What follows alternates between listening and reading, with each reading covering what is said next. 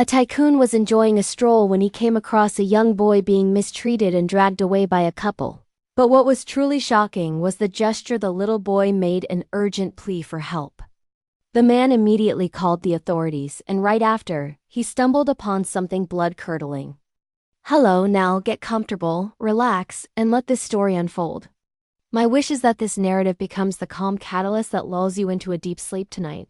What city are you watching this video from and what time is it? By the way, if you're enjoying my videos, I'd be so happy if you could subscribe to my channel and like this video. And with that, let's begin. Seattle, Washington, a city known for its overcast skies and lush, varied landscapes. The streets were calm, often covered in morning dew. In the exclusive gated community of Lakeview Drive, home to the city's elite, lived a man alone in his wooden mansion overlooking the water. His name was Mr. Richard Alden, 47 years old, a business shark in the construction sector. He had been the founder and CEO of a major design firm in Chicago, but since his wife and son died in a tragic accident 3 years prior, Richard had retired from the corporate world. He had liquidated his assets and moved to Seattle to live in quiet isolation. People still saw him leave the house every morning, dressed in a long trench coat, driving his vintage pickup truck to grab a coffee before returning home. He was a polite and serene man, but his eyes always harbored a deep sadness, as if looking toward a distant, unreachable place. Mrs. Eleanor Sutton, his closest neighbor, would occasionally strike up a conversation, commenting, "A man like you wasting away alone is a crying shame." But he would simply smile and say nothing. That morning, as his truck approached the end of the street, an unexpected scene forced him to slam on the brakes. On the other side of the road, a woman was roughly pulling a small boy's arm. The boy looked about 10 years old, very thin, with messy hair and a wrinkled jacket. The woman was yelling at him in a loud, harsh voice. While the boy remained silent with his head bowed in somber acceptance, Richard watched closely. The boy didn't resist at all. He only looked around with eyes full of panic. Then, in an instant, he raised 2 fingers, tucked his thumb into his palm, and closed his fist over it. It was a tiny movement, but Richard recognized it instantly. It was the international signal for help, a method often used by abuse victims when they cannot speak out loud. His heart began to pound. Without thinking twice, he turned on his hazard lights and pulled over. He got out, pulling out his phone to call 911 immediately. As he walked, his voice was firm and clipped. "I have a minor making a distress signal at the corner of Lakeview Drive, right outside number 81. As he approached, the woman turned around. She was 30-something, with blonde hair pulled back tight and a tired-looking face. "No, it's nothing," she said quickly. "My son is just acting up." A large-built man stood behind her. With his arms crossed, staring fixedly at Richard, he remained silent, but his eyes conveyed an unmistakable threat. The patrol car arrived just minutes later. They asked some superficial questions, checked IDs, and then examined the boy. His clothes were clean, and there were no visible physical injuries. The man introduced himself as Thomas Gavin, the woman's husband, Lydia, and the boy was Ethan, Lydia's son from a previous relationship. The officer turned back to Richard. "It seems like a simple misunderstanding, Mr. Alden." Richard said nothing. He just focused on Ethan. The boy avoided his gaze, his hands trembling slightly. As they prepared to leave, the boy looked up. His eyes briefly shot an urgent plea. "Lydia." That moment sent a genuine shiver down Richard's spine. The patrol car left. Lydia yanked Ethan's arm and dragged him toward the house. The door slammed shut, leaving a heavy sound hanging in the air. Thomas stayed by the window, peering out with a sharp, hostile gaze. Richard stood still for a long time. He couldn't understand why he was so deeply troubled. Maybe he was just being too sensitive. But in his mind, the boy's desperate look kept replaying. It reminded him of his own son's look years ago, before the little one departed this world. He couldn't concentrate on anything for the rest of the day. His coffee went cold, and papers were scattered everywhere. He told himself it was just a minor incident, that the police had checked it out. But every time he looked out the window, the house across the street remained dark with the curtains drawn, surrounded by an unsettling silence. That night, as the city was submerged in rain, Richard stood by the window with his eyes fixed on that house. There were no lights on. Then he heard a small sound, a faint click, as if something had fallen to the floor. He held his breath. A moment later, a second, weaker sound echoed. Then silence. He took a step back, his heart racing. Maybe it was his imagination, or maybe not. He didn't sleep all night. Every time he dozed off, the image of the boy raising those fingers appeared. At dawn, he opened his laptop and searched for the article on the signal for help. Every description matched. He knew he hadn't imagined it. The next morning, when he went out, Mrs. Sutton was watering her flowers. Seeing him look toward the house, she said, "That house is strange, Richard. I've heard noises for several nights. As if someone were banging on the wall." Richard pressed her. "Did you report it to anyone?" She shook her head. "In this neighborhood, everyone is busy. Nobody likes to get involved in others' business." Richard didn't reply. He looked at the house. A growing sense of dread was taking hold of him. That afternoon, he returned home and took a small camera out of his cabinet. He mounted it on his second-floor window frame, pointing directly at the house next door. Richard's house was 2 doors down from the Gavins, close enough that if he drew his curtain, he could clearly see the front porch. That night, as Seattle settled into its cold, rainy season, he was in his study reviewing an old manuscript when he heard the first sound. A soft click echoed from the house across the street.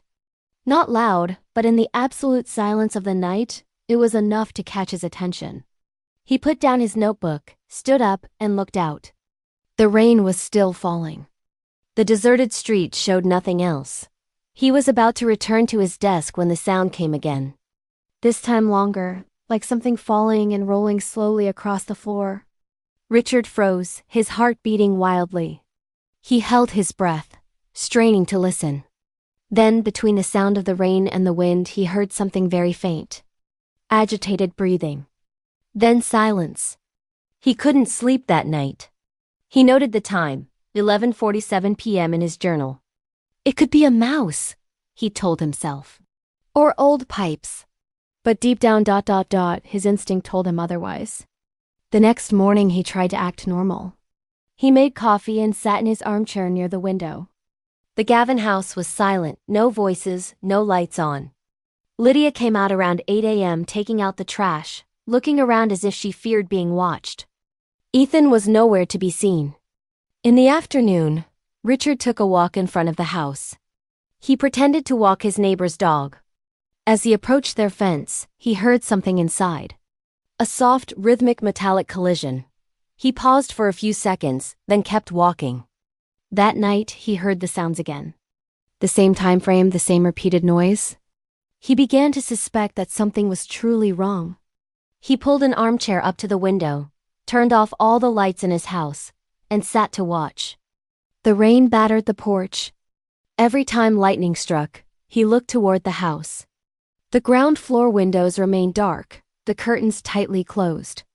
Around midnight, a dim light flickered for a few seconds, and then it vanished, as if someone quickly turned on a flashlight on the floor. Richard gripped the armrest of his chair, his heart racing. He had no doubts now. Something terrible was happening in that house. The next morning, he mentioned the events to Mrs. Sutton, the elderly neighbor. "I heard crying, Mrs. Sutton, very faint, as if a child's mouth were covered." She looked at him, then shook her head. "Maybe you're imagining it, Richard. They keep to themselves, but I haven't seen them do anything strange. I heard banging noises at night." She hesitated, then nodded slowly. "Once in a while. But I thought it was the boiler pipes." That answer didn't ease his mind at all. That afternoon, Richard searched online for the article on the signal for help the boy had given the day before. He reread every line, taking notes on how to recognize signs of child danger. The details made him feel uneasy. Mark. He called Mark, an old friend who used to handle security tech for his firm. "Mark, I need a small camera. One that works in the dark." "What for?" To put my mind at ease. I might be wrong, but I need to be sure. Richard. You're obsessing. If you had seen the look in that boy's eyes, you'd be obsessed too. Mark sighed, finally agreeing to bring him a thumb-sized mini camera kit. That night, Richard installed it outside his second-floor balcony, aiming directly at the Gavin house. He hid the cable in the window frame and connected it to his laptop. Everything was prepared in silence, like an old soldier planning a battle he wasn't sure he could win. On the third night, the rain hadn't ceased. Richard turned on the recording device. The screen was mostly just darkness and fog. Thomas sat waiting, the clock hand moving toward midnight.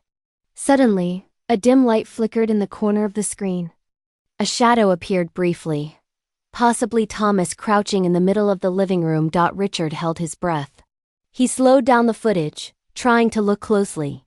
For a few seconds, he saw Thomas lift a large rug and then kneel. Thomas. A small slit of light turned on, then turned off instantly. Thomas stood up, putting the rug back in place. Thomas. He played it again. The scene was too clear to be a hoax, but he still didn't want to believe it. Maybe Thomas was just storing something. Maybe it was a moisture-protected space. But what if it wasn't? He stayed awake all night watching the screen until morning. The next morning, he visited Mrs. Sutton again. Mrs. Sutton, have you seen the boy today? No, it's been 3 days, she replied. Only the husband leaves in the morning, and the wife stays home all the time. Richard fell silent. Her answer seemed to confirm his worst fears. Around noon he drove by again. Lydia was watering plants with a blank face. The boy did not appear. When his truck stopped at the corner, she looked at him, her eyes full of caution. A cold sensation ran down his back. That night, Richard called the authorities. The boy. He explained clearly everything he had witnessed. The noises, the light, the boy's disappearance. The police officer listened for a moment, then replied calmly. We already checked that residence, Mr. Alden. Without specific evidence, we can't go back just because you hear noises. But I have video recordings. If you have them, please send us the images. Thank you. But it's unlikely we can open an investigation based only on some blurry night recordings. The call ended, leaving a heavy silence. Richard slumped onto the sofa, his eyes fixed on the house across the street where the lights were still off. Inside him, fear slowly transformed into determination. If no one believed him, he would find a way to prove it himself. That night, Richard began to write down everything he had seen. The date, the time, the sounds, the lights. Every minute detail. He recorded his feelings like someone writing a war diary, carefully, precisely, but full of panic. The rain poured down all night. The wind howled through the trees, mixing with the distant wail of a patrol siren on the quiet street of Lakeview Drive, flashing red and blue, lights reflected on the wet asphalt, illuminating Richard's tense face. He was standing with 2 police officers right outside number 81, the house he had only dared to watch through his curtains for days. The door swung open. Lydia appeared in a wrinkled housecoat with messy hair, her face hard as steel. Thomas? You again? She snapped, her eyes darting quickly toward the body camera on the shoulder of the officer behind her. Thomas came out, his large figure almost filling half the doorway. He crossed his arms, his gaze sharp and defiant. An officer presented a warrant to Lydia. We have a warrant to search the premises. We request your cooperation. Lydia froze. She looked at Thomas, her lips tight. Then she forced a small mocking laugh. Do you know how to search my house? Do you even know what you're doing? We know very well. The officer replied concisely. Richard was right behind them, his heart pounding, breathing heavy. He pointed toward the center of the living room where a large rug lay untouched. Under that, he said, his voice trembling but resolved. I saw them open it several times. Lydia let out a laugh, a harsh, grating sound in the humid, moldy air. Richard, you are imagining things. Mr. Alden, we are living quietly. How long are you going to keep bothering us? Richard didn't answer. He simply stared directly at the rug with steady eyes. The senior officer of the group stepped forward, crouched down, and gently pulled the edge of the rug. A corner of rusted metal was exposed, smelling strongly of damp earth. "Bring the crowbar." Thomas took a step forward, his voice low and threatening. "You have no right. Stand still," roared the officer, his voice as sharp as a blade. A loud screech echoed as the crowbar pried open the metal trapdoor. The lid flew off, hitting the floor hard. Immediately, a blast of cold air and a thick, suffocating smell of mold burst out. The flashlight beam plunged in. The space below was completely dark, deep, and narrow. A few seconds later, someone whispered, "My God." Richard leaned over, looking into the dark pit. In the corner, something moved. A small, huddled figure, with matted, dirty hair. The boy raised his head, his eyes wide, reflecting the flashlight beam. He had bruised cheekbones, cracked lips, and swollen red wrists. Richard held his breath. All sound seemed to disappear. Ethan could only hear his own heart beating rapidly and relentlessly. "Ethan," he whispered, his voice choked. Without waiting for anyone to react, Richard knelt, grabbed the edge of the pit, and jumped inside. His wet shoes sank into the cold dirt. He approached with trembling hands as he untied the ropes holding the boy. The boy shuddered, terrified. But when he recognized Richard's face, his expression changed. Ethan slowly reached out, weakly grabbing Richard's wrist as if afraid that letting go would send him back into that darkness. "It's okay," whispered Richard, his voice raspy. "You're safe now, Ethan." The boy tried to speak, but only rapid, shallow breaths came out. His eyes were wet. His lips trembled as if he wanted to say something but lacked the strength. Richard tightened his grip on the boy's hand and looked up, shouting, "Is anyone down here? We need a stretcher and blankets immediately." Two officers crouched down, extending a rope to help as they lowered the stretcher. Richard looked around the hole, a low ceiling, dark, damp concrete walls, and a single burnt-out bulb. A tattered, filthy blanket lay crumpled in the corner next to a tray of old, moldy food. It was clearly a genuine place of confinement. When they lifted Ethan out, Lydia screamed wildly. "No, you don't understand. Thomas has to be there. He has to learn to obey." Thomas struggled, his face red, but the police subdued him and cuffed him. He turned to Richard, growling, "This is all your fault." Richard didn't answer. He just looked at the boy on the stretcher covered by an emergency blanket.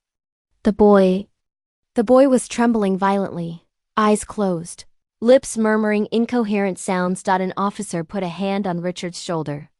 "You did a good job, Mr. Alden.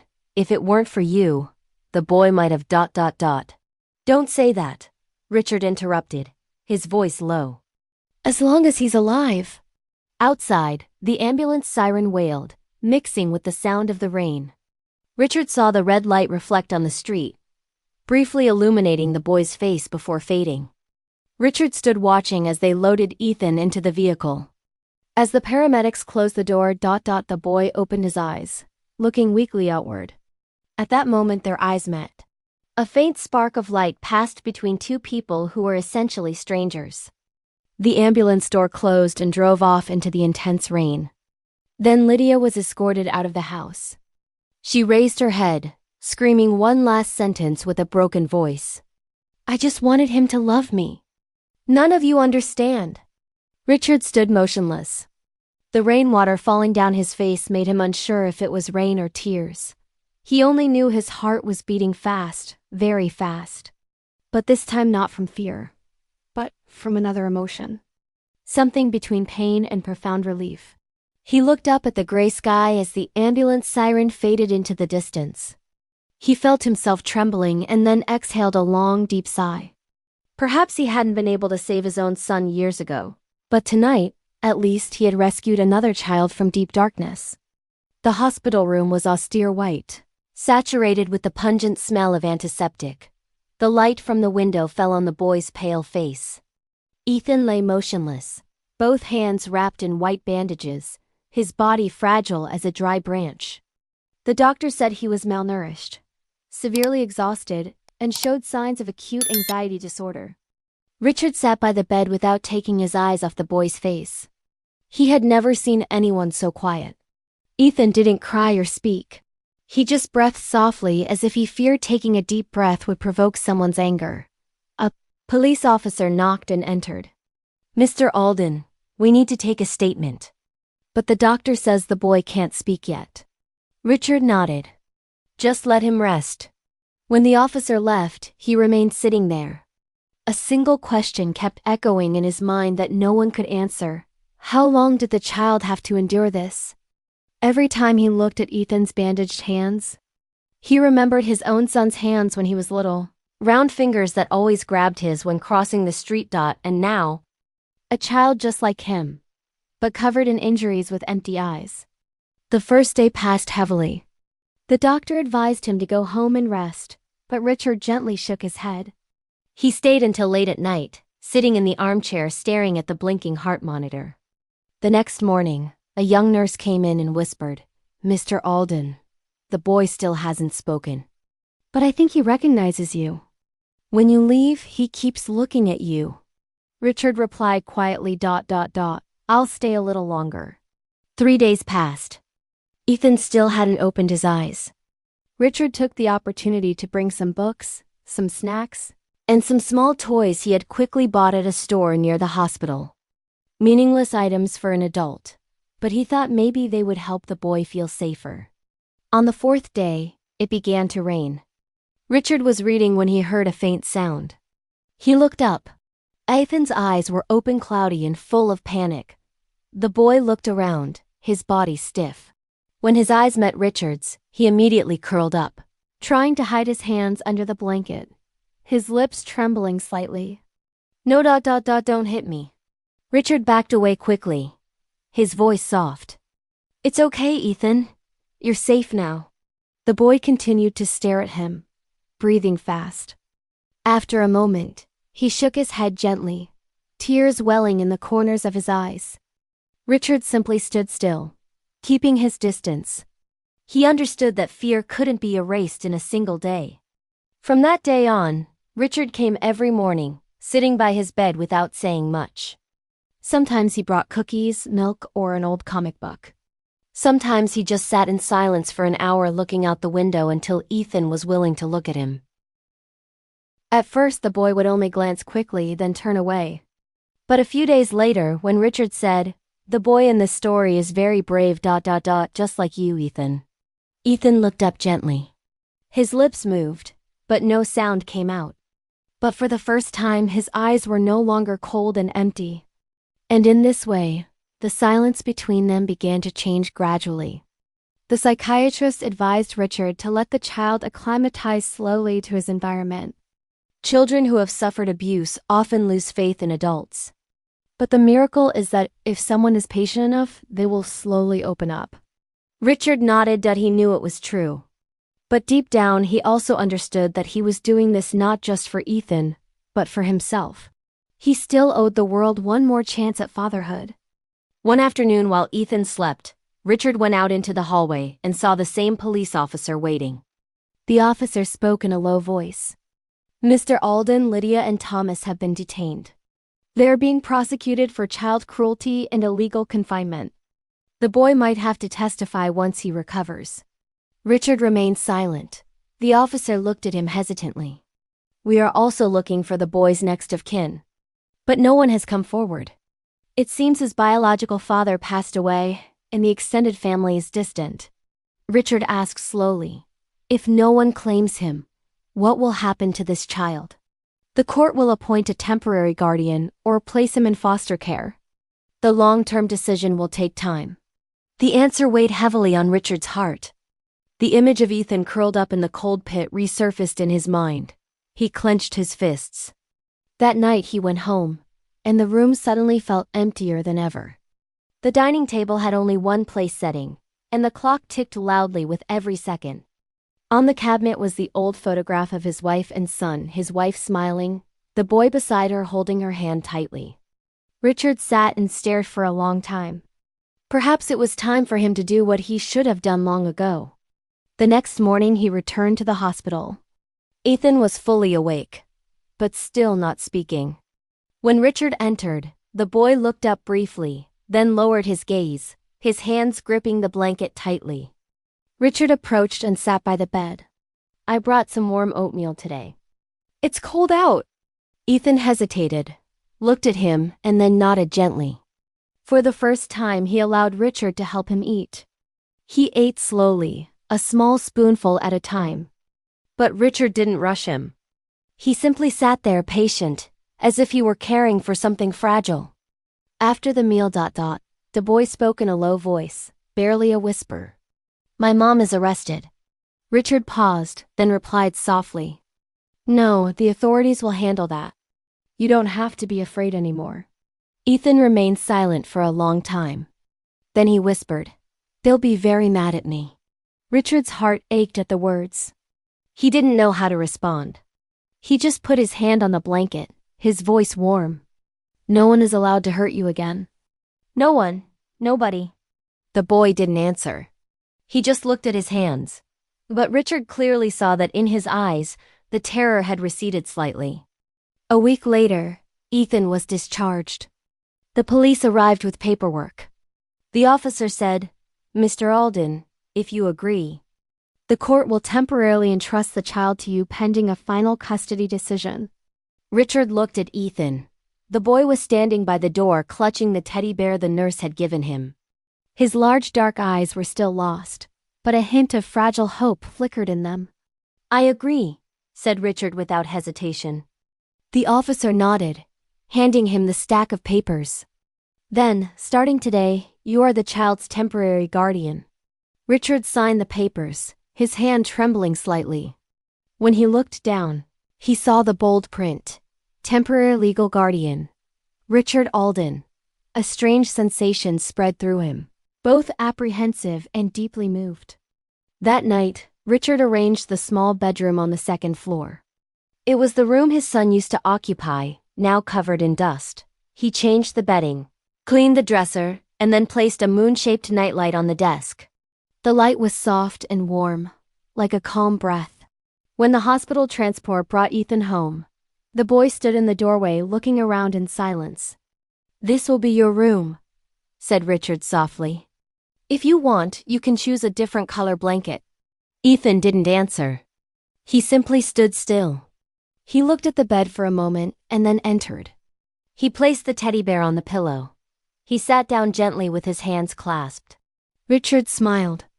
"I'll be downstairs. Call if you need anything. Thank you." The boy nodded very slightly. As night fell, Richard stood in the hallway listening to the soft sounds of small footsteps in the room above. Each sound brought a sense of relief. Something inside him warmed up, a feeling he had lost long ago. During the first few days in Richard's house, the house was almost silent. Ethan barely spoke to him. Most of the time, he sat silently in the corner of his room with his hands tightly clasped, eyes fixed on the floor. Any sudden noise, a door closing, a heavy footstep, or the clink of a spoon against a glass made him flinch, his body shrinking as if he expected to be struck. Richard didn't scold him or pry. He understood that the boy's silence was not stubbornness, but fear rooted deeply in his soul. So he gave the boy space without pressuring or investigating. Every morning he knocked gently, left breakfast on the desk, and said just one sentence, "Leaving your food here." No answer, just the sound of his footsteps leaving. At night, he always left a glass of warm milk on the desk by the bed. Initially, the milk was always untouched. But on the fifth night, Richard noticed a difference. The glass was half empty. He didn't mention it. He just smiled softly. That was the first small sign proof that the boy was starting to trust. On the seventh day, as Richard passed the room, he saw Ethan sitting with his knees pulled up by the window, watching the garden. The morning sunlight shone on his thin face, his prominent cheekbones, his pale skin. Richard considered calling him but stopped. He simply stood still, watching the little boy looking out, his eyes both empty and tired. That afternoon, while tidying the kitchen, Richard accidentally dropped a metal spoon.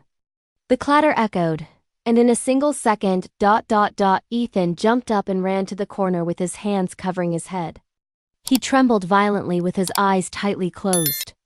Richard froze. He raised his hand and then stopped it in the air. He knew any gesture at that moment could scare the boy more. He spoke, his voice soft as a whisper. "It's okay. It's okay, Ethan. It was just a spoon. No one is going to hurt you." Ethan still didn't open his eyes. It took him almost a minute to take his hands off his head. But he didn't look at Richard. He just stood still, trembling gently. Richard couldn't sleep that night. He sat in the living room, the light casting shadows through the window frame. He remembered his son. The nights when the boy was afraid of thunder, crying to climb into his father's arms.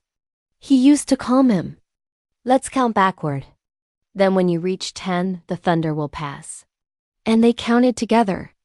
By the count of 10, the rain would calm, and the fear would fade. The next day, Richard told that story to Ethan. "My son used to be scared too. Every time it rained, he counted backward in his head. At 10, the fear disappeared." The boy looked up, his eyes hesitant, lips trembling slightly. Then he nodded gently. 2. No words, just a nod. 3. That night, Richard sat in his study listening to the boy whisper behind the door. 1, 2, 3. The voice was weak like the wind, but every word was clear. Richard smiled. From that day on, every time he was startled, Ethan whispered a count. 1, 2, 3. 10. Although he trembled, he kept counting. A new habit was beginning, small, but more potent than any word of comfort. Another afternoon, Richard was watering plants when he saw Ethan standing on the porch clutching the teddy bear. He didn't dare go out completely. He just watched the rain fall. Richard turned, smiling. "It's raining. Come in before you get wet." The boy shook his head. "Just watching the rain." That was the first complete sentence he had spoken since he arrived. The voice was small, raspy, but real.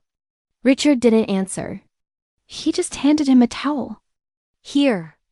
Occasionally, the boy helped Richard with small tasks, setting the bowl on the table, wiping the dining surface.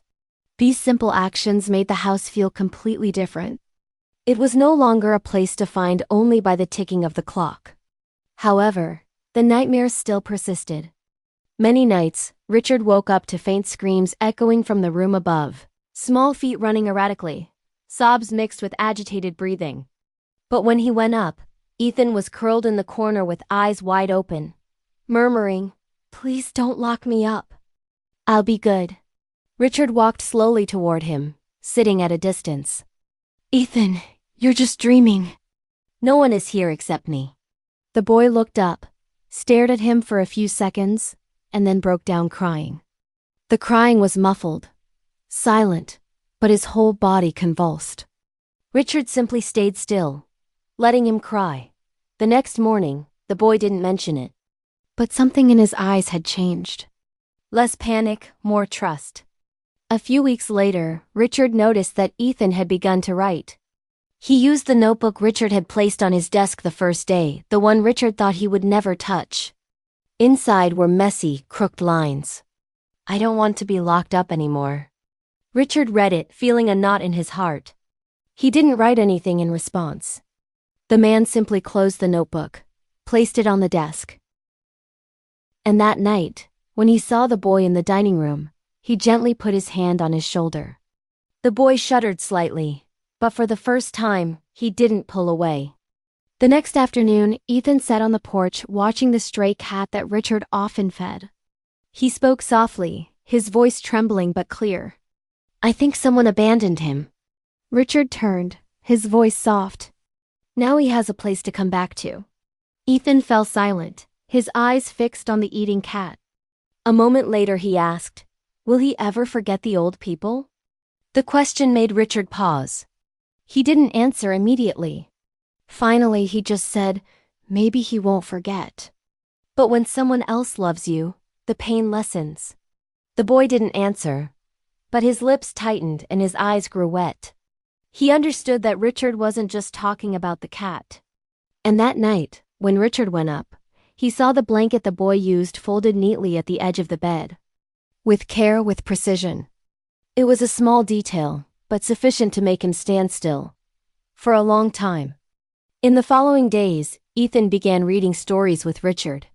Sometimes he laughed softly when Richard mimicked the characters' voices. Although the laughter was fleeting, it was enough to make Richard feel warmth returning to the house. One morning, Richard entered the room and saw a new paper on the desk. The handwriting was shaky. "I counted to 10 today. I'm not afraid of the rain noise anymore." Richard held the paper, his hand trembling slightly. He folded it and kept it in his wallet next to his son's photo like a new promise. The boy was still quiet. He still occasionally startled at loud noises. But his eyes were different. They no longer harbored the dense darkness of the early days. And now there was a faint shine, weak, but real. And Richard knew that the most precious thing he had recovered wasn't just a child who was still alive, but faith. It was something both he and Ethan had lost long ago. The afternoon in Seattle was damp and gloomy. The wind whistled through the trees off the porch, carrying the smell of rotting leaves and cold dampness. Richard had just put down his coffee cup when there was a knock at the door. The mailman was outside, handing him a sealed envelope from the investigation agency. He ripped it open, his eyes scanning the lines. The letter read, "Miss Lydia Gavin, the defendant in the child abuse case, has expressed her desire to meet with Ethan Alden before the official trial. The meeting will be supervised by a legal representative ... and a psychological counselor." Richard read it several times, an indescribable sensation spreading through his chest. He closed the letter and sat in silence for a long moment. The air in the room suddenly felt dense. Ethan had just returned from school, his backpack still on his shoulder. He entered, saw Richard's thoughtful look and asked, "Is something wrong, Dad?"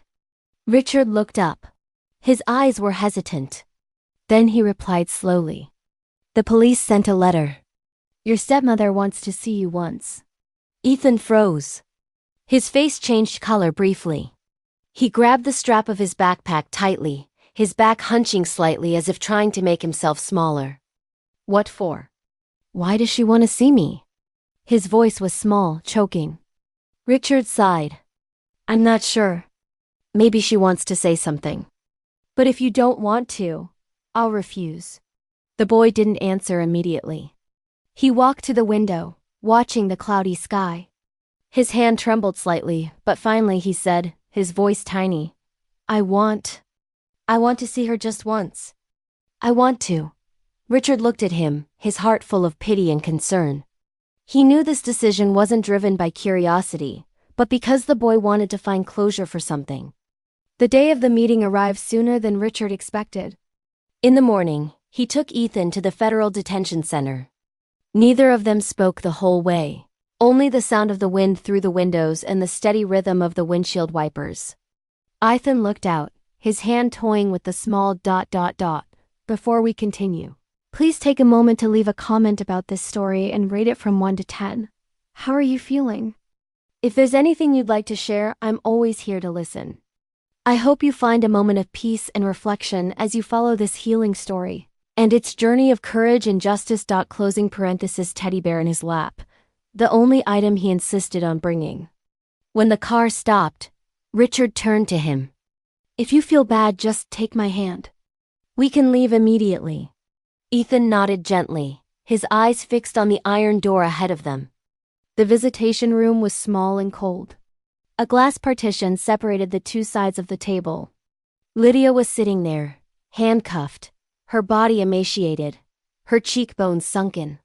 She wore a gray uniform, her hair messy, her eyes deep and dark like two empty holes. When the door opened, Ethan entered. He stopped abruptly, his feet seemingly glued to the floor. Lydia looked up. Their eyes met for a single second. The whole room seemed to hold its breath. Richard stood behind him, observing in silence. Lydia, a supervising officer, and the psychological specialist were also present, standing a few steps away. Lydia spoke first. Her voice was hoarse, so weak it was almost a breath. "Ethan." The boy didn't answer or sit down. His hands were tightly clenched, nails digging into his skin. His eyes stared at her, no longer with fear, but as if searching for something. Lydia lowered her head, tears falling even onto her handcuffed hands. She didn't apologize. She didn't say forgive me, and offered no justification. Just silence. A heavy silence that no one in the room dared to break. Time seemed to stop. Ethan gently closed his eyes and then opened them. He took a step forward, his voice trembling. "Why?" Lydia looked up. Her lips trembled. Another tear fell, and she spoke slowly, her voice fractured. "I don't know anymore. I wasn't normal then. I was angry, I was hurting, and I took it all out on you, Ethan. I deserve punishment." Ethan looked at her for a long time. His lips moved, and then he whispered, barely loud enough for Richard to hear. "I thought I was going to end." Lydia broke down sobbing. The crying was muffled, not loud, just repressed gasps trapped in her throat. She bowed her head on the table, speaking through tears. "I know. I don't deserve forgiveness." Richard stood behind with clenched hands, heart aching. Then he saw no anger in Ethan's eyes, only deep sadness. After a long while, Ethan gently lowered his head. He spoke softly. "I don't know if I can forgive, but I don't want anyone to be locked up ever again." Lydia looked up, her red eyes looking at the boy in amazement. She wanted to say something but only managed a long sigh. "Thank you." The supervisor tapped the glass lightly, indicating time was up. Ethan stood up, turned and walked away without looking back. "Thank you." Then when they reached the hallway, he spoke to Richard, his voice hoarse but firm. "Where will she go, Dad?" "The court will decide. But she will have to face consequences." Ethan nodded gently. "I don't want anyone confined ever again. I just want them to stop." Richard put his hand on the boy's shoulder gently, as if afraid to startle him. He said no more, just squeezed the boy's shoulder lightly, as if acknowledging him. As if saying, "You did something few adults could do." That night, the house was silent. Outside, the rain began to fall. Richard poured milk into 2 glasses, taking one to Ethan's room. But this time, when he opened the door, the boy was sitting at the dining table collecting the plates himself. "You don't have to do that. Let me please." Richard's voice was soft, natural, no longer reserved like before. Richard paused, smiling. He set down the glass of milk. "You're still awake?" "I wanted to finish tidying. I have school tomorrow." He spoke while stacking the plates, his movements slow but careful. When he took the glass of milk, Richard noticed the hand was no longer trembling. He took a sip, then exhaled softly, whispering, "You know, Dad, I'm not afraid of the sound of a door closing anymore." Richard looked at him, his eyes softening. "Yes, I know. Because now you know you can open it, right?" Ethan nodded. A small smile passed over his face. Richard approached, gently putting his hand on his shoulder.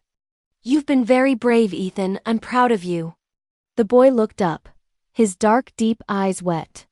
"Dad, do you think I'm a bad person?" Richard shook his head gently. "No, you are a boy who has come out of the darkness. Only the truly strong can do that." The boy remained silent. Then, very weakly, he leaned his head on Richard's shoulder, whispering, "Thank you for believing in me." Richard didn't answer, only squeezed his shoulder lightly. At that moment, he felt a void in his heart, the void that once belonged to his son filling up, if only a small part. That night, the rain continued to fall. Richard sat by the living room window, watching the yellow street light reflect on the wet road. In the house, Ethan's soft footsteps echoed from upstairs, constant warm. He opened his desk drawer, retrieving the old paper the boy had written. "I don't want to be locked up in the back anymore." Written in childish handwriting. Recently, he had added a line, "I'm not afraid anymore." Richard smiled softly. He folded the paper and put it back in his wallet next to the old family photo. Outside, the rain gradually stopped, leaving only the sound of the wind slipping through the gaps in the door. More than 3 months had passed since Ethan came to live with Richard. Everything seemed to have calmed down. The boy was now in school, had some friends, and occasionally laughed during breakfast. Richard began to believe the painful days were truly over. Every morning he drove Ethan to school, then stopped at his usual coffee shop, read the paper, and watched people pass by. In the evening, the two had dinner, watched cartoons, and Ethan went up to his room before 10. Life was so simple and peaceful that Richard sometimes forgot how terrible things used to be. But then, one Saturday night, when he went out to get the newspaper, a yellow envelope lay right on the porch. No sender name. Just a photograph inside. Ethan in the photo was playing in the garden, a bright smile, wearing the blue jacket Richard had just bought him. Under the photo was a line of messy, smeared ink. "Give him back to me." Richard froze. He picked up the photo, palms sweating. A cold sensation ran down his back. He looked around. Outside was just the empty garden, eerily silent. That same night, he checked the security camera footage. But when he rewound to about 8 p.m., a blurry image appeared. A woman standing outside the gate, thin, in a gray coat, her face obscured by her hair. She was there for a long time without saying anything, moving only slightly, just staring at the house. Richard zoomed in on the image, feeling a knot in his heart. It was Lydia. The police arrived immediately after his call. A young officer reviewed the footage and said, "She was released temporarily pending trial. She might be mentally unstable. But she doesn't appear to have caused any physical harm yet." Richard spoke firmly. "Just standing there staring at the child like that, you think that's okay?" The officer sighed. "I understand, but for now she hasn't broken the law. We'll increase patrols in this area." Richard nodded but felt no peace. He locked the photo in a drawer and said nothing. Ethan barely slept all night. The image of the woman standing at the gate tormented him, her dark eyes seeming to penetrate the glass straight into his mind. The next morning, Ethan noticed Richard's difference. "Do you feel bad, Dad?" he asked at breakfast. Richard gently shook his head, forcing a smile. "I'm fine. Just a little tired." He didn't mention the photo. He knew just mentioning Lydia would erase all of Ethan's progress. But a few days later, when he picked Ethan up at the school gate, the boy was unusually quiet. Richard looked in the rearview mirror and saw him bow his head, hands gripping his backpack straps tightly. "Is something wrong at school?" he asked. Ethan replied softly, his voice trembling. "I saw someone standing near the fence. It's been happening every afternoon." Richard turned, narrowing his eyes. "Did you see their face clearly?" No, just a gray coat." "The person looked at me and then left." Richard's heart dropped. He stopped the car, trying to keep his voice calm. "It's probably just a coincidence. But from now on, I'll come earlier to pick you up." Ethan nodded gently, but his eyes were still full of fear. That night, Richard checked the cameras in the backyard. Nothing unusual. He went out to the porch, looking around the neighborhood. Everything was quiet. But just as he was about to go back inside, a gust of cold wind swept under the tree by the roadside.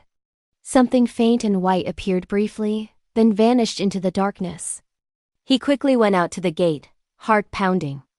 The road in front was empty, except for a piece of paper caught by the wind, stuck to the fence. Richard bent down to pick it up. It was a piece of torn school paper with shaky handwriting. "I just want to see him once." This time Richard didn't call the authorities. He knew they would simply say, "No evidence of direct threat." But he knew this sense of danger wasn't wrong. The next morning, he took the day off and took Ethan to school early. The boy was still silent, occasionally looking out the window. "Hey, I'm here. You'll be fine," Richard said, trying to sound reassuring. Ethan replied softly, "Dad!" "I dreamed of her standing at the door looking without saying anything." Richard took his hand. "It was just a dream. Don't be afraid. No one can hurt you ever again." But he didn't believe it himself. That afternoon, returning to school, he parked in a hidden spot to watch. The schoolyard was deserted, only a few kids leaving late. Then among the trees, he saw a woman's silhouette. The thin figure, the gray coat, head slightly tilted, hair covering her face. Richard immediately opened the car door and ran toward the spot. But when he got there, only a patch of wet dirt remained. There was no one. He called the familiar officer. "I just saw her at the boys' school. We'll send someone to check. You need to stay calm and take the boy home immediately." That night, Richard installed 2 more cameras in the backyard and changed the gate codes. He also told Ethan not to go out alone, not even for a few steps. The boy obeyed, but the fear had returned. Every time a car passed, he flinched. One night, he secretly snuck into the living room, lying down next to the sofa where Richard was sleeping. Once, Richard woke up in the middle of the night and saw the boy lying there with eyes wide open. "Can't sleep?" he asked gently. Ethan shook his head softly. "I heard a noise. Something outside." Richard sat up, listening. The wind whistled through the eaves. Leaves rustled. But then amid the wind, he heard it. A very faint click, like something hitting the iron gate. He stood up, looking out the window. It was completely dark outside. Only the faint yellow light illuminated a small area of the garden. There was no one. But on the cement pavement there was something. A dried rose wrapped in old paper. Richard opened the door and went out. The cold wind bit him. He bent down and picked up the rose. Underneath was a small scrap of paper. The handwriting shaky and blurry. "I promise I won't hurt him. I just want him to remember who I am." He gripped the paper tightly, hands trembling. This time he knew. Lydia wasn't just watching anymore. She was getting closer step by step. When he turned to go back inside, he saw Ethan standing in the doorway, eyes wide, face pale. He had seen everything. Richard spoke softly. "It's okay. I'll handle it." But the boy just shook his head, tears running down his face. "She won't stop, Dad." Richard hugged the boy tightly, his heart heavy. The sky was gray in the morning, dark, heavy clouds covering the entire city of Seattle. The air was humid and thick, foreshadowing something ominous. That afternoon, school ended early due to a thunderstorm. Ethan stood at the gate with his umbrella, watching the long line of cars on the street. He waited for Richard as usual. The rain began to fall heavily. The wind lashed and soaked his shoulder. A black car pulled up, its headlights blindingly bright. "Ethan!" The car door opened and a man's voice called out, hoarse and urgent. "Ethan, get in quick. Mr. Alden asked me to pick you up." The boy hesitated. The umbrella in his hand trembled slightly in the wind. "Who are you?" The man tilted his head, a crooked smile on his face. "Hurry up. Lightning is coming." The boy took a half step back, but before he could turn around, a rough hand grabbed his shoulder, pulling him hard. "Ethan!" he screamed. The umbrella fell, spinning in a puddle. The car door slammed shut. The engine roared, and the car vanished into the dense curtain of rain. When Richard arrived, the schoolyard only contained Ethan's backpack soaked on the ground. He ran along the fence calling his name until his voice went hoarse, but no one answered. The police were alerted immediately. In the pouring rain, Richard's hands shook as he reviewed security footage. The screen was blurry from the water, but when the black car appeared, he recognized the face in the driver's seat. Thomas, the man who had abused Ethan and who had escaped custody just days ago. Richard clenched his fists, his voice raspy as he spoke to the police officer. "If we don't find him in 2 hours, the boy won't make it." On the highway leading out of the suburbs, the black car sped like an arrow through the downpour. Inside, Ethan was tied up, his mouth gagged. He tried not to cry. In the passenger seat, Lydia sat, her face pale, hands trembling violently in her lap. Thomas looked in the rearview mirror, yelling, "Stop looking at him like that. You're scaring the kid." Lydia whispered, her voice choked. "I didn't want this. I just want him to be safe." Please. Safe? Sneered Thomas. You think he's safe living with that old man? You want to steal him back? Steal him? Lydia turned around, watching the rain fall outside. She spoke quietly, almost to herself. I have nothing left, Thomas. Only him. In the back, Ethan moved gently. Although his hands were tied, he managed to move his fingers, seeking a gap in the rope. His head throbbed, but his mind was alert. He remembered the signal for help. 2 fingers up. Just like the first time he met Richard on the street. That method had saved him once, and maybe it could again. When the car passed an intersection, the red light shone through the window. A traffic camera was mounted on the light pole. In that brief moment, Ethan raised his head, lifting his 2 fingers near the window. Only for a couple of seconds, but it was enough for the camera to record it. Thomas didn't notice. He was too busy cursing, hands gripping the steering wheel. Lydia turned around and met the boy's eyes. For the first time in months, she saw a clear composure in those eyes. Not that of a child, but of someone who had learned to survive. She turned back, her tears mixing with the sound of rain hitting the glass. At the police station, the officer analyzing the traffic cam footage paused the screen at that exact moment.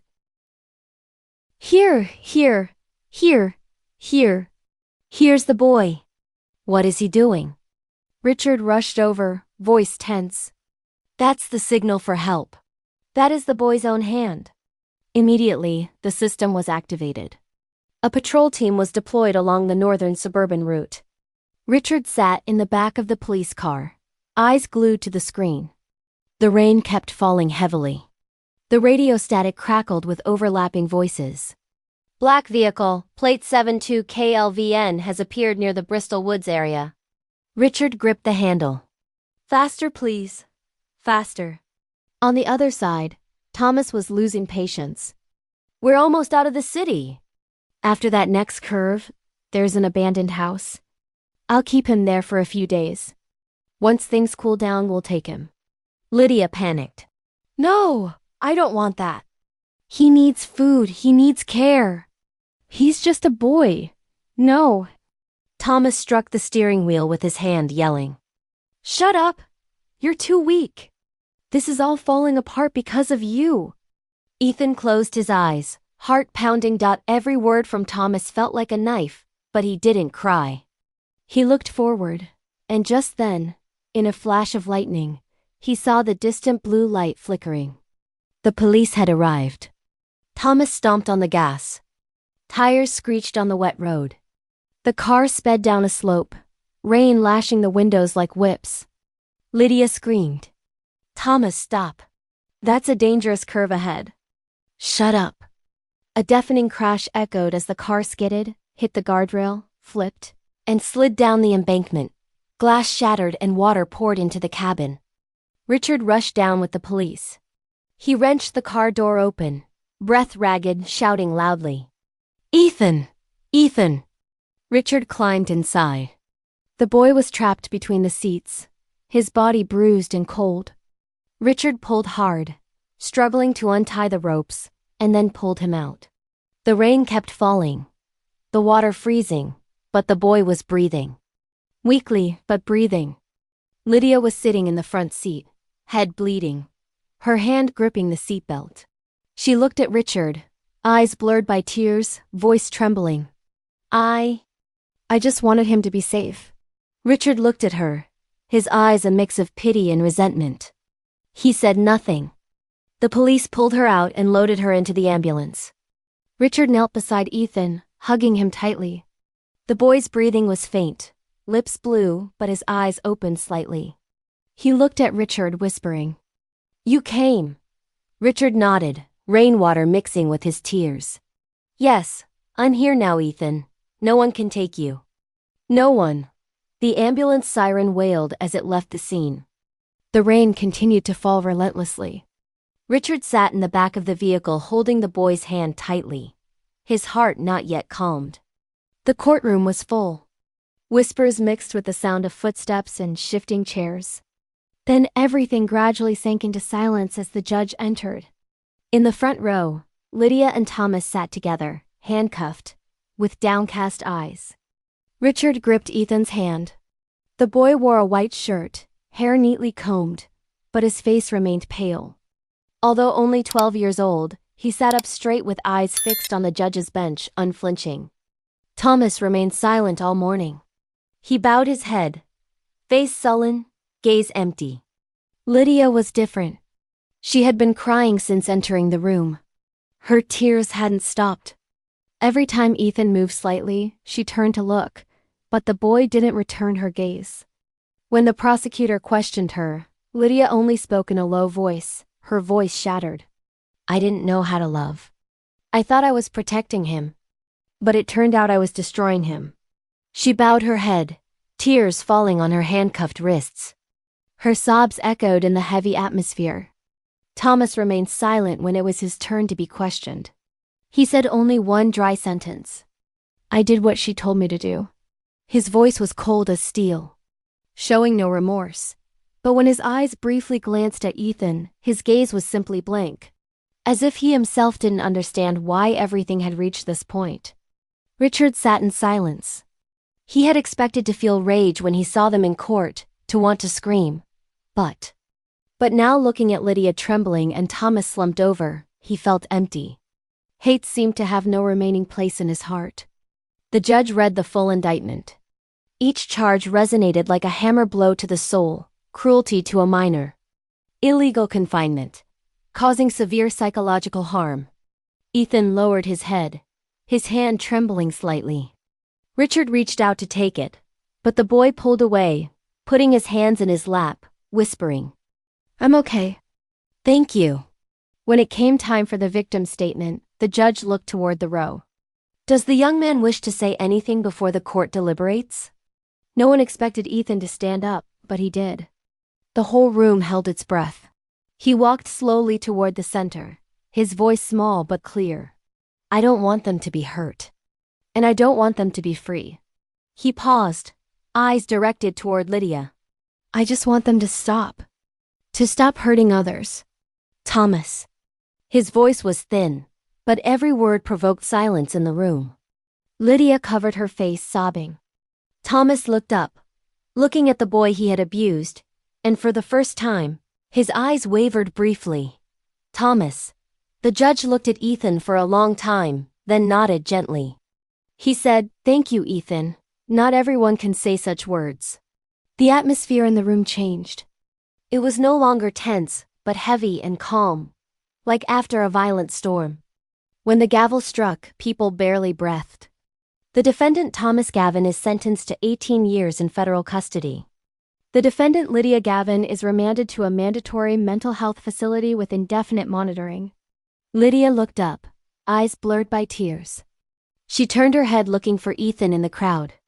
The boy remained seated, eyes wet, but he didn't look away. As the officers took her away, she spoke softly, voice trembling. I'm sorry.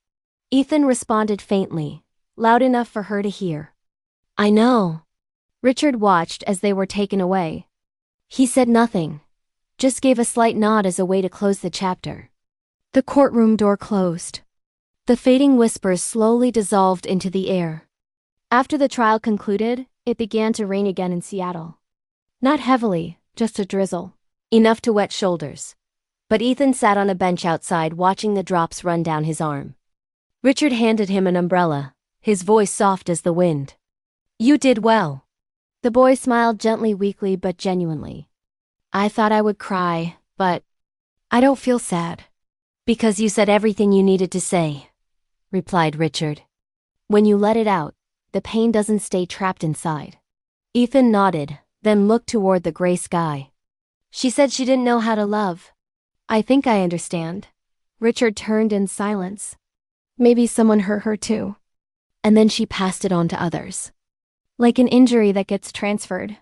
Richard looked at the boy and realized he was talking to a soul much older than his actual age. Gently, he put his hand on the boy's shoulder. But you aren't like them. You stopped. And that is the difference. The boy looked at him, eyes moist. After a long moment, he whispered. If you hadn't stopped your car that day, I probably wouldn't be here. Richard smiled, voice raspy. And if you hadn't raised your hand, I probably wouldn't have a reason to live. Both stood in silence. The sound of the rain was constant, like a heartbeat. There was something between them, not blood, but deeper. A connection that only those who have experienced profound loss could understand. A police officer approached, handing Richard Ethan's scarf found in the car when he was rescued. I thought the boy might want to keep it. Richard took it and put it in Ethan's hand. The scarf still had mud stains and was faded. But the boy gripped it tightly as if it were the thread connecting his past and present. Let's go home, asked Richard. Ethan nodded. The two walked together in the rain. Two figures, one old, one young, slowly traversing the long street. Emotional wounds wouldn't disappear overnight, but every step they took, every breath was proof they had survived. That night, Richard sat by the window. The yellow light fell on his tired but calm face. Ethan slept in his room, breathing even and soft like the wind. But on the desk, the paper the boy had written still lay there. I don't want to be locked up underneath anymore. Richard wrote a small line. And now you have opened your own door. He smiled, folded the paper, and kept it in the drawer next to the old family photo. In his heart, there was a sense of genuine liberation. He saw a new light at the end of the road with Ethan. A year later, Seattle had entered spring. The trees outside the street were blooming with white flowers, and Richard's small house was full of sunlight. Ethan was different now. He was taller, his skin healthier, and he smiled more often. Every morning he prepared his own milk and Richard's coffee, always saying the familiar phrase, I made it myself, Dad. Richard would watch, smiling softly. He still wasn't completely used to Ethan calling him Dad, but every time he heard it, his heart felt warm. The boy's smile had erased years of darkness inside him. Today was a special day, the adoption ceremony. Ethan wore a small gray suit, hair neatly combed. Richard tied his tie, hands trembling slightly. You tied it crooked, Dad, laughed Ethan gently. Richard chuckled, adjusting it. There, how about that? Now it's perfect. The two went to the city courthouse. The courtroom was small, bright dot, with just a few people, the judge, lawyers, and some social workers. Ethan sat next to Richard, feet swinging, eyes curious. When the judge read the decision, the room fell silent. Richard. His voice was firm and solemn, but warm. Starting today, in accordance with the court order, Richard Alden officially becomes the legal father of Ethan Parker. Richard leaned over, taking the child's hand, voice slightly trembling. From now on, you are my son. Ethan looked up, his smile widening slowly, eyes bright and glistening like water. I know. And I'll take care of you just like you take care of me. Everyone in the room laughed softly, and Richard could only nod, his eyes stinging with emotion. After the ceremony, they left. The rain had just ceased, and the sky was a pale blue. Richard drove to the small lake on the outskirts where he had sat alone for years after losing his son. Now he returned, but he was no longer alone. The two sat on an old wooden bench, soft wind blowing across the still surface of the lake. Ethan picked up a small stone and threw it far. The stone hit the water, creating ripples that spread outward. Look, Dad, it keeps moving forward, said Ethan. Yes, replied Richard. Just like everything that happened. It doesn't disappear, it just fades. The boy was silent for a moment, then whispered. I'm not afraid anymore, Dad. Richard turned, his eyes softening. Me neither. They sat in silence watching the water. Dad? A small bird landed on a nearby rock, sang a short melody, and flew away. Ethan watched it, smiling softly. That's like freedom, right, Dad? It is, said Richard. We are both learning to fly. Then the boy leaned his head on his shoulder. At that moment, both felt a lightness in their hearts, as if all the pain had been washed away by the wind. That afternoon, Richard and Ethan returned home. The dining table was neatly set, and on the wall was a picture the boy had just finished. Two people holding hands walking under a rainbow. In the corner of the painting, Ethan had written, "Me and Dad." Richard stood staring at it for a long time, then turned to the boy. "That is a beautiful drawing. But what is special about this rainbow?" Ethan smiled, hands still covered in crayon wax. "Because a rainbow only comes after the rain. Just like us." Richard paused, unable to speak. He simply reached out and gently ruffled the boy's hair, his hand trembling slightly. That night, after Ethan fell asleep, Richard sat at his desk. On the table was still the old scrap of paper, the first one Ethan had written after being rescued. "I don't want to be locked up underneath anymore," he had added with his new clear handwriting. "Now I have opened my own door." Richard smiled, folded the paper, and kept it in the drawer next to the old family photo. The yellow light shone on his face, more peaceful than ever. And then outside the window, the sky was clear. The night sky was a pale purple, stars scattered lightly. He looked up, whispering a soft acknowledgement. "Thank you for giving me another chance." The next morning, Ethan woke him up early. "Dad, come see a rainbow." Richard went out to the porch. In the sky, after the night's rain, a bright rainbow curved against the blue backdrop. Ethan was there with arms open, smiling radiantly. "Do you see it, Dad? It's as beautiful as my painting." "It is," said Richard, his eyes still on the rainbow. "And it's real. Just like us."